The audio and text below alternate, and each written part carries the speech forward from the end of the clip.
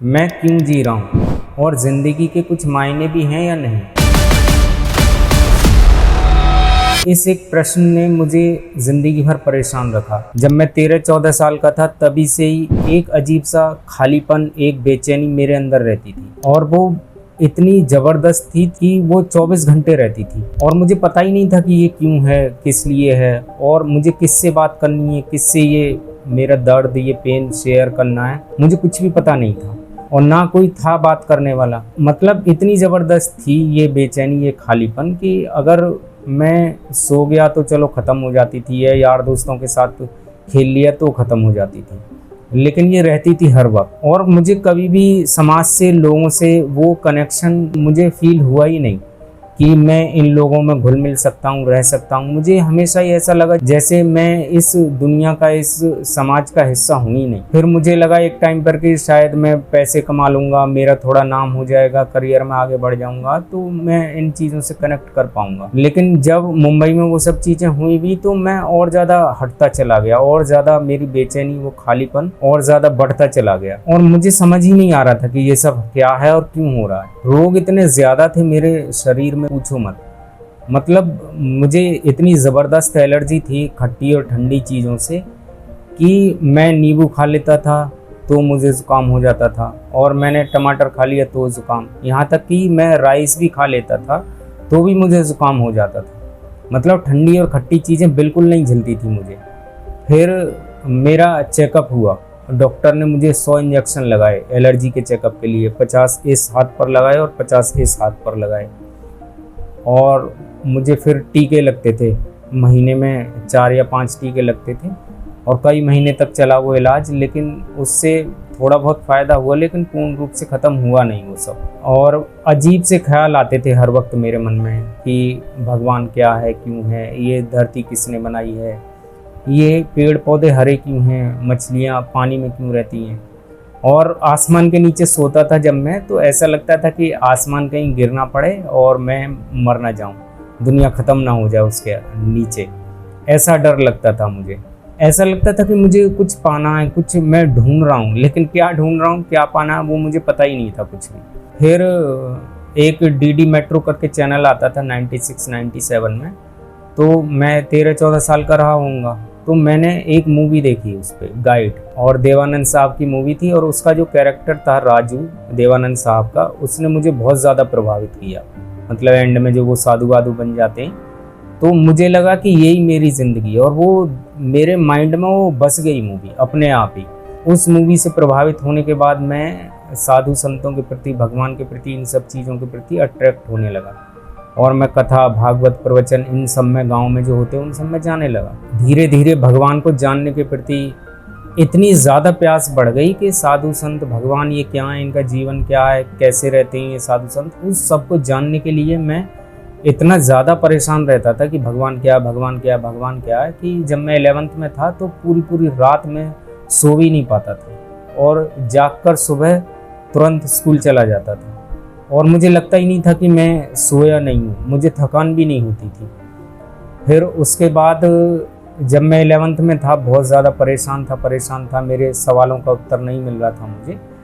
तो आपने सुना ही होगा कि जब प्यास बहुत ज़्यादा बढ़ती है और सच्ची प्यास होती है तो उत्तर अपने आप आने लगते हैं। तो मुझे मेरे एक दोस्त मिले 11th क्लास में और वही आगे जाके मेरे गुरु बने और वो एक सिद्ध पुरुष हैं, उनको कोई जानता नहीं है, पहचानता नहीं है, एक साधारण जीवन जीते हैं वो।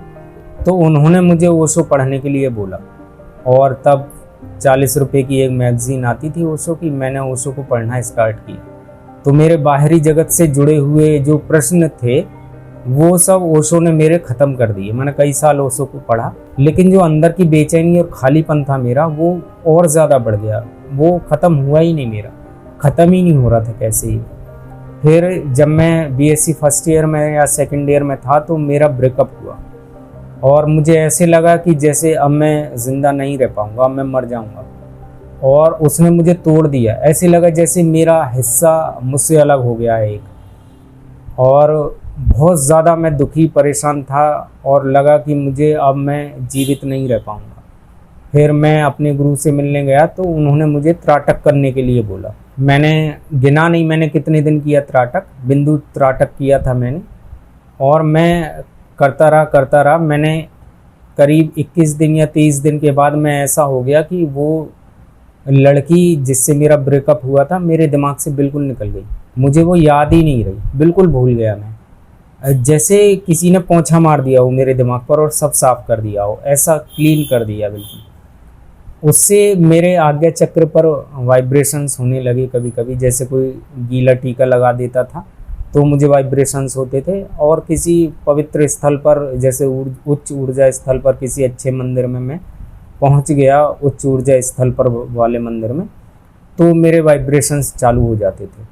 और वो जो फीलिंग होती थी वो बहुत आनंददायी होती थी। और वो 1-2 दिन तक रहती थी फीलिंग, मतलब वाइब्रेशन तो ख़त्म हो जाते थे लेकिन मैं उस आनंद में रहता था 1-2 दिन तक। आज्ञा चक्र पर वाइब्रेशंस होने के बाद भी, कभी कभी आनंददायी स्थिति में आने के बाद भी, मैं एक कुछ चीज़ ढूंढ रहा था, कुछ पाने को कुछ तलाश रहा था मैं, वो मुझे पता ही नहीं चला कि क्या है फिर भी। और भगवान को लेकर, आध्यात्म को लेकर, स्पिरिचुअलिटी को लेकर हमारी अलग ही धारणाएं बन गई होती हैं और हम अलग ही चीज़ों को मानने लगते हैं। बाहर की चीज़ों को सुनकर, किताबों में पढ़कर, तो मैं चीज़ों को मानने के लिए तैयार ही नहीं था।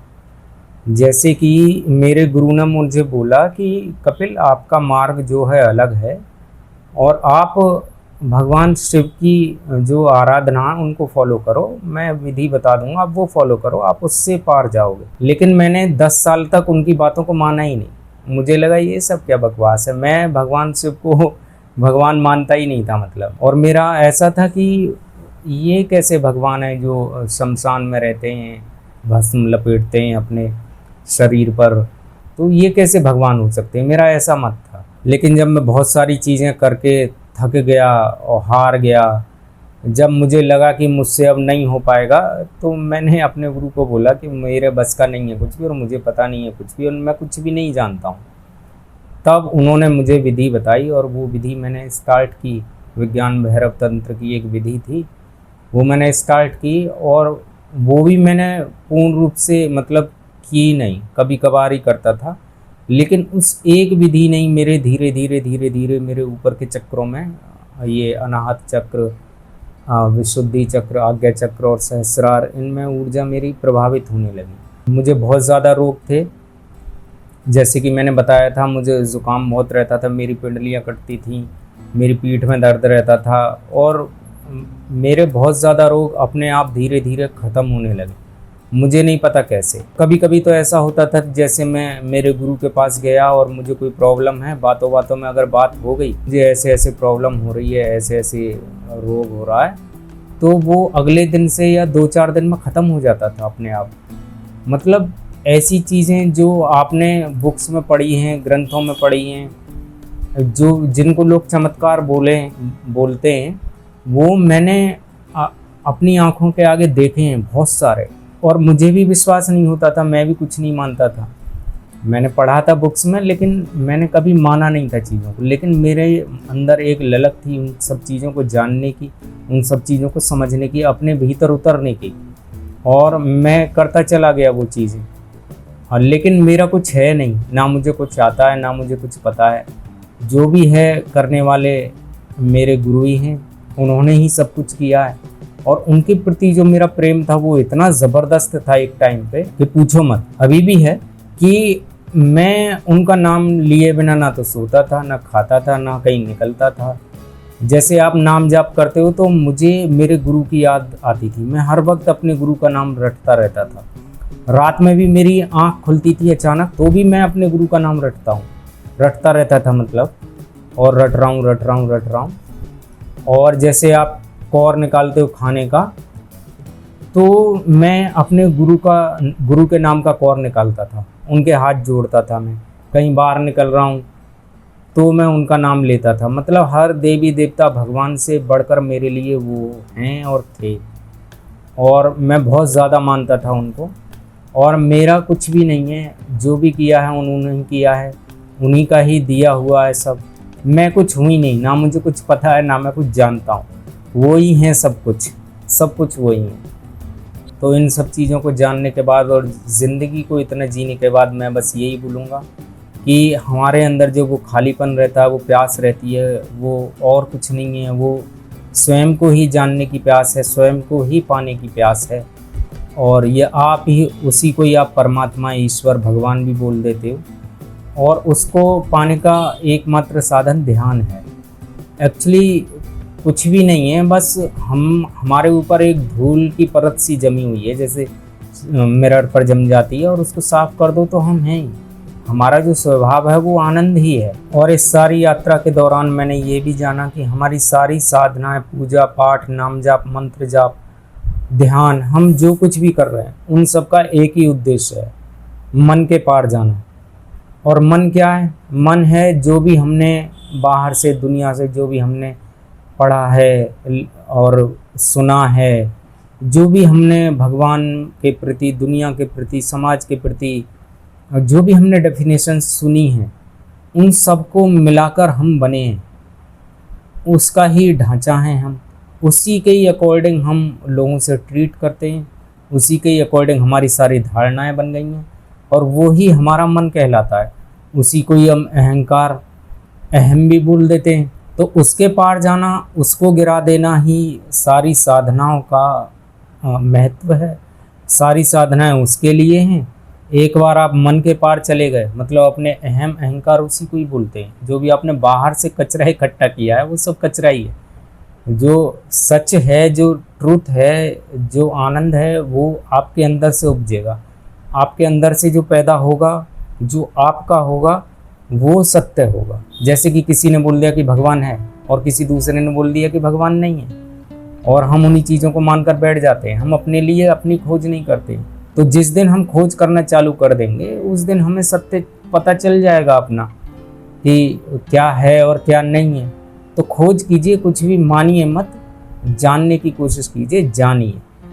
तो ये मैंने सीखा, और यही है कि अपने भीतर उतरिए और ध्यान कीजिए। बस उसी से ही सब कुछ होता चला जाएगा अपने आप। अगर आपको गुरु की ज़रूरत होगी तो वो भी आपको उचित समय पर आकर मिल जाएंगे। तो कीजिए ध्यान साधना।